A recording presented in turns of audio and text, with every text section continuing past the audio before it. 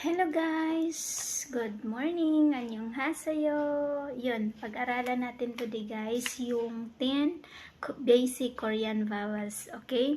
So, sa Korean kasi, kapag nalaman mo yung mga vowels nila, nakabisado mo, madali ka nang magsulat ng Korean at madali mo na siyang maisulat in Korean words. Okay? So, ito po yung 10 basic na ano. Ito, single pa lang to. Meron mamaya double. Okay? Double po siyang ano. Ayan. 10 basic Korean vowels. Okay? A, O, U, U, I,